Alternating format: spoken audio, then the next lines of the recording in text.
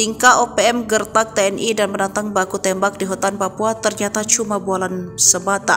Terbukti saat didatangi prajurit TNI, gerombolan OPM Egyanus Kogoya itu kabur dan tak menampakkan batang hidungnya di hadapan prajurit TNI. Pada Sabtu 22 Juni lalu, Satuan Tugas Batalion Infanteri 133 Yuda Sakti sempat kontak senjata dengan OPM di hutan wilayah Sorong Raya. Dalam aksi kontak senjata tersebut dikabarkan salah satu anggota OPM berhasil terkena tembakan namun melarikan diri ke hutan bersama anggota lainnya. Peristiwa kontak senjata terjadi saat tim Mobil Sakti 1 pimpinan Sertu Dega Chandri Valanda dan tim Mobil Sakti 3 pimpinan Sertu Dimas Dohali Pardosi menemukan markas OPM. Saat akan melakukan penyergapan sekitar pukul 1, terdapat 4 anggota OPM yang membawa senjata. Dalam aksi kontak senjata tersebut dikabarkan salah satu anggota OPM berhasil terkena tembakan dan melarikan diri ke hutan bersama anggota lainnya. Peristiwa kontak senjata terjadi saat tim Mobil Sakti 1 pimpinan Sertu Dega Chandri Valanda dan tim Mobil Sakti 3 pimpinan Sertu Dimas Durhali Pardosi menemukan markas OPM. Saat akan melakukan penyergapan sekitar pukul 1, terdapat 4 anggota OPM yang membawa senjata. Hal tersebut dibuktikan dari temuan bercak darah yang tercecer di TKP. Anggota OPM yang terluka berhasil melarikan diri. Pihak TNI kemudian berhasil mengamankan markas OPM Papua serta menyita beberapa barang bukti. Pihak TNI mengungkapkan bahwa keberhasilan para pasukan Yuda Sakti kali ini